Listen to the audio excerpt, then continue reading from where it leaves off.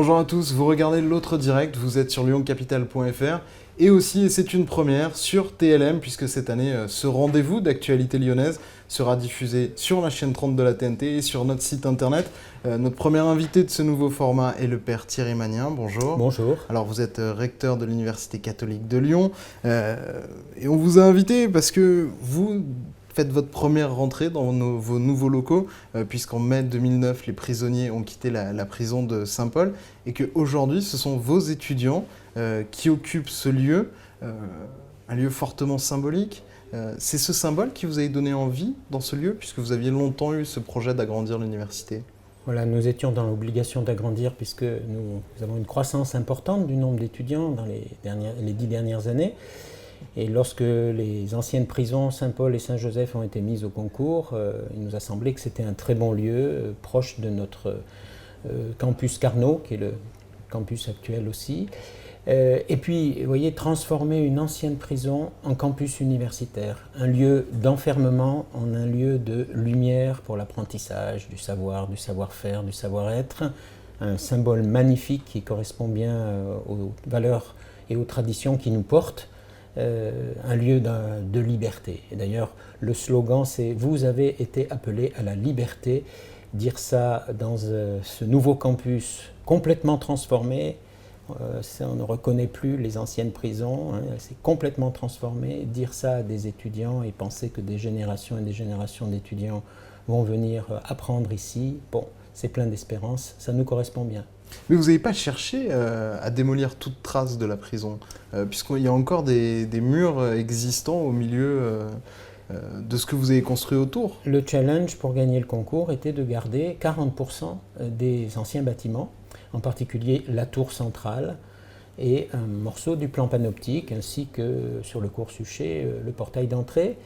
Et si vous voyez la manière dont ça a été nettoyé avec une belle couleur ocre pour la pierre, nous avons aussi gardé la tour centrale, bien sûr, et là, nous avons refait la chapelle qui était au deuxième étage, au centre, pleine de lumière, justement, avec un mariage et une belle réussite architecturale de marier ce vieux bâtiment complètement rénové avec des bâtiments du XXIe siècle, blancs en particulier, beaucoup d'harmonie, beaucoup de lumière, et en effet, une transformation vraiment radicale qui ouvre à une université avec une grande rue qui traverse de part en part l'université sous verre et qui donne justement un lieu d'agora, un lieu de discussion, un lieu d'échange entre l'intérieur et l'extérieur de l'université. C'est ça une université, c'est un lieu de rencontre, de transparence. Il faut que le monde socio-économique, le monde de la cité vienne et que nous allions vers ce monde-là.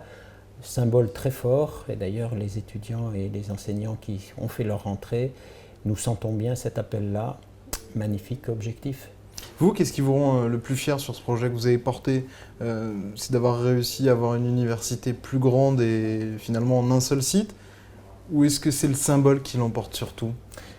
Pouvoir continuer d'être au cœur de la presqu'île de Lyon, hein, une université au cœur de la ville. Les étudiants n'ont pas cette chance. Voilà, c'est déjà très très bien. Parce qu'en France, on les envoie généralement en périphérie. On les envoyait beaucoup en périphérie et en fait aujourd'hui c'est plutôt heureux d'être au centre, hein, en plus que le centre de Lyon était transformé et magnifique.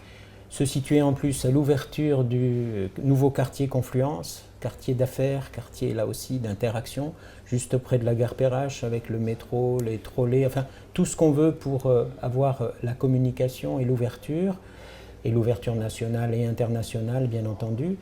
Cela en transformant encore une fois un lieu rébarbatif, moche, sinistre, hein, en un lieu très ouvert et une vraie réussite architecturale.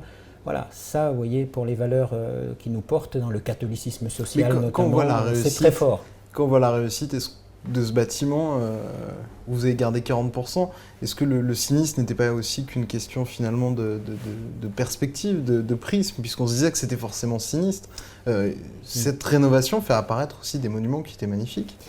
Oui, mais lorsque nous avons ouvert il y a un peu plus de 2 ans à la visite pour les journées du patrimoine, lorsque les prisonniers étaient déjà partis bien sûr à Corba, et lorsque nous avons dans les journées du patrimoine accueilli des visiteurs, plus de 10 000 visiteurs, et qui sont rentrés à l'intérieur de ce qui était l'ancienne prison, je peux vous dire qu'en regardant les visages, le côté sinistre à l'intérieur, même si nous avons aussi été témoins de beaux signes de solidarité qui se vivaient déjà à l'intérieur de la prison, c'était quelque chose. Donc là, une transformation, mais vraiment radicale. Très rapidement, ce nouvel outil de travail, qu'est-ce qui doit vous permettre en plus ? Alors nous avons en particulier une immense bibliothèque de 2500 mètres carrés, extrêmement ouverte et très moderne. Nous avons une salle aussi de co-design où les méthodes d'aujourd'hui, les méthodes dites co-élaboratives, utilisant le numérique pour faire des projets à 2, à 10, à 100, avec un mobilier qu'on peut bouger, qu'on peut adapter, donc des enseignements extrêmement interactifs, une belle salle de sport, et puis un grand amphi de 507 places, 19 amphithéâtres, 72 salles de classe hyper modernes, tout ce qu'il faut pour réussir. Alors, c'est la fin pour ceux qui nous regardent sur TLM, pour ceux qui nous regardent sur lyoncapital.fr, ça continue, donc on se donne rendez-vous tout de suite. Maintenant qu'on a un tout petit peu plus de temps pour discuter, Thierry Magnin, finalement avec un lieu du passé, vous ouvrez sur la modernité. Est-ce que c'est pas aussi cette université un outil de communication dans un monde des universités, de l'enseignement supérieur qui est très concurrentiel ? Est-ce que d'avoir des locaux flambant neufs avec toutes les possibilités pédagogiques que vous venez de développer, ça vous ouvre finalement de nouveaux marchés étudiants ? Je crois que les deux, ce que vous venez de dire, à la fois la tradition et une reprise d'une forme de tradition et d'ouverture à la modernité, ça va très bien dans ce que nous portons. Nous essayons en particulier d'apporter dans le monde universitaire, avec les autres universités publiques avec lesquelles nous avons de très bons rapports, nos spécificités. Et parmi les spécificités, il y a le croisement entre acquérir des compétences scientifiques, économiques, juridiques, littéraires, psychologiques fortes avec ce qu'on appelle les humanités, notamment inspirées par le catholicisme social dans notre région. Et je crois que ce croisement entre sciences et humanité, avec des parcours, par exemple une licence qui croise biologie et humanité, un master qui croise management et philosophie, c'est aider des jeunes à acquérir des vraies compétences pour exercer des métiers de pointe aujourd'hui, avec une colonne vertébrale humaine costaud, solide, avec un sens de l'ouverture interculturelle et interreligieux. Ce sont des éléments que nous pouvons, parce que nous avons la tradition pour, proposer dans le concert de la formation universitaire aujourd'hui. Vous n'avez pas vraiment répondu à ma question. Ça aide pour attirer de nouveaux étudiants ? Si, j'ai répondu à votre question parce que justement ce qui attire aujourd'hui des étudiants chez nous, c'est qu'ils savent qu'ils vont trouver ces valeurs humaines, qu'ils seront accompagnés, qu'ils auront une orientation professionnelle qui viendra non seulement à partir de leurs compétences, mais aussi à partir de leurs choix humains. Vous voyez, ce croisement sciences et humanité est une véritable pédagogie qui attire fortement beaucoup d'étudiants. Mais le bâtiment en lui-même. Et le bâtiment est porteur Parce que de quand on ce voit sens-là. les universités publiques françaises, elles ne sont pas tout aussi modernes que l'outil de travail que vous vous êtes payé, puisque c'est vous qui l'avez en grande partie financé. Ils n'ont pas tous cette chance-là. Est-ce que ça joue, ça ? Est-ce que vous avez des étudiants qui sont venus parce que voilà, c'est neuf, il y a des capacités en termes de matériel, en termes de salles, que ne peut pas offrir le public aujourd'hui, qui est confronté à une baisse des moyens. On verra cela, parce que comme on vient d'ouvrir, c'est un peu difficile de répondre, on n'a pas fait d'études statistiques de pourquoi ils viennent à Saint-Paul. N'empêche que ce que nous voyons, c'est lorsqu'ils arrivent à Saint-Paul, ils voient en effet un très beau bâtiment, mais encore une fois, c'est un véritable défi. C'est une chance, bien sûr, après un immense travail, un véritable défi de transformer. Et d'ailleurs, il était mis au concours, tout le monde pouvait relever ce défi. Il y a de nombreux... Longtemps, vous n'avez pas été favori. Il y a eu des promoteurs immobiliers qui ont longtemps été favoris. Bien sûr. Donc, ce défi, nous l'avons relevé. Et comme je vous l'ai expliqué, il a beaucoup de sens, car c'est à la fois beau, mais ça reste sobre. Et c'est un lieu... lumineux. Et je crois que l'architecture et les architectes ont réalisé une véritable prouesse en ce sens-là. Et cette lumière, elle dit quelque chose de la lumière de ce que nous voulons proposer comme formation aux jeunes. Et je pense que tout cela attire et continuera d'attirer fortement. Dernière question avant de vous laisser.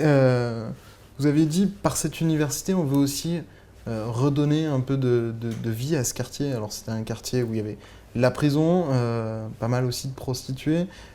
C'est un lieu qui a très mauvaise réputation, pas seulement la prison, le quartier dans l'ensemble pour les Lyonnais. En quoi votre université finalement va arriver à raccrocher ce quartier au reste de la presqu'île? Alors oui, on dit souvent derrière les voûtes ici, voilà. Et donc nous sommes très heureux, justement. On a un campus devant les voûtes et un campus derrière les voûtes. Donc nous faisons un pont là. Et en effet, ce quartier est en train de se transformer radicalement et nous avons été heureux aussi lorsque le comité de quartier, qui est très développé, nous a vu arriver avec bonheur. On a été extrêmement bien accueillis et on a d'ailleurs pris le temps d'aller rencontrer les gens qui habitent là. Il y a la paroisse aussi Sainte-Blandine qui développe beaucoup d'activités. Et puis aujourd'hui, avec la transformation, bien sûr l'hôtel de région, le musée, voilà. Et vos étudiants vont amener un peu de vie dans un quartier qu'on dit un peu trop d'affaires. C'est sûr. Et lorsque nos 10 000 personnes qui étudient entre Carnot et Saint-Paul traversent les voûtes, par exemple, ça se voit. Et en effet, lorsqu'on regarde sur la place des Archives aujourd'hui, cette foule de jeunes qui sort ou qui rentre dans l'université, ça change complètement le quartier. Et je pense que c'est une très bonne chose, y compris pour les commerçants et pour les restaurateurs. Merci beaucoup Thierry Manin d'avoir répondu à notre invitation. Voilà, c'est fini pour cette première sur lyoncapital.fr et sur TLM. On se retrouve demain pour une nouvelle édition. Au revoir.